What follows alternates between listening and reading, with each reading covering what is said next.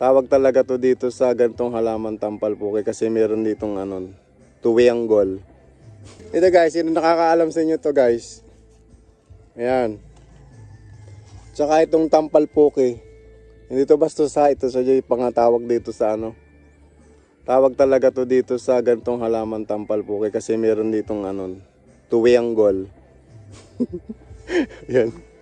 Ito, sino nakakakilala nito guys? Yung pangmalakasang pang-iwang namin nung 90s. Ayan, yung mga pinanganak ng 90s dyan, kaway-kaway. Ito, yung pagpupunta lang kami dyan sa gubatan, tapos ipapang-iwang namin. Alam nyo guys, ito guys, napakagandang pang-iwang itong hagunoy. Ito yung hagunoy kung tawagin. Ayan.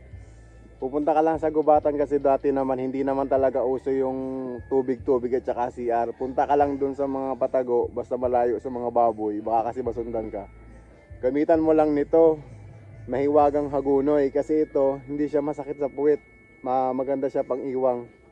Ito talaga yung pinaka-paborito kong pang-iwang kaya pag naghahanap talaga ako bago ako pumunta sa gubatan. Ayan, bago ako dumumi. At ito naman guys isa, ayan.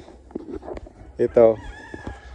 Sino nakakilala niyan? Ito naman yung pangkiskis sa sa mga kaserola natin na mauuling. Ito naman kung tawagin ay yung as-is. Sino nakakaalam nitong as-is na ito? Alam niyo napakaganda nitong ipangkuskus sa sa kaldero, sa mga mauuling.